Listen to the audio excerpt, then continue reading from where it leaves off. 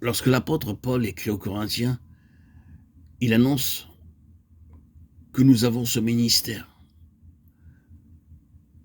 C'est que nous sommes tous appelés à reconnaître que nous avons ce ministère. Paul s'inclut avec les Corinthiens.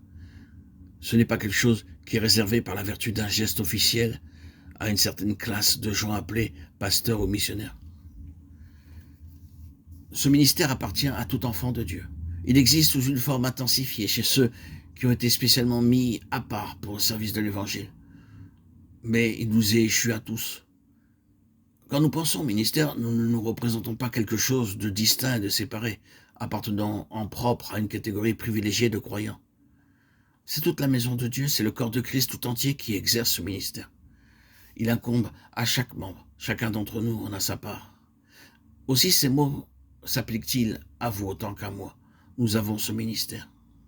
Le ministère qui nous est révélé ici est celui dont Dieu a besoin, le seul qui soit selon sa pensée. Il est extrêmement important de se rendre compte à quel point le ministère et celui qui l'exerce sont un. Ils sont inséparables l'un de l'autre. C'est là une des pierres angulaires de cette deuxième épître aux Corinthiens.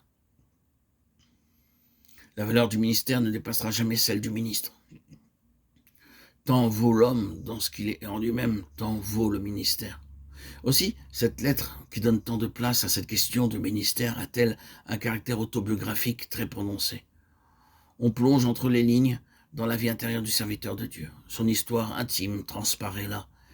Et il n'hésite pas à nous montrer qu'après tout, le ministère n'est qu'une expression de ce que nous sommes dans notre vie privée et dans notre communion secrète avec Dieu, là où le regard des hommes ne pénètre pas. Le serviteur de Dieu ne peut être dans l'exercice de son ministère que ce qu'il est devant Dieu dans ses rapports personnels avec lui. Le ministère et le ministre sont aussi solidaires l'un de l'autre que la chaîne et la trame d'une étoffe. L'un est la réalisation pratique de ce qui a lieu en secret dans la vie spirituelle de l'autre. Sur ce terrain-là, nous laissons loin derrière nous cette conception du ministère qui s'inspire de considérations professionnelles et se traduit par l'entrée dans la carrière pastorale de tel ou tel candidat au saint ministère.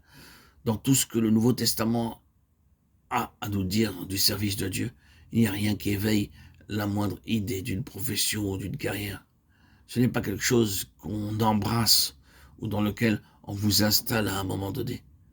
C'est l'expression spontanée de la vie intérieure et des relations personnelles avec Dieu. Aussi, le ministère est-il, dans une large mesure, une question de personnalité.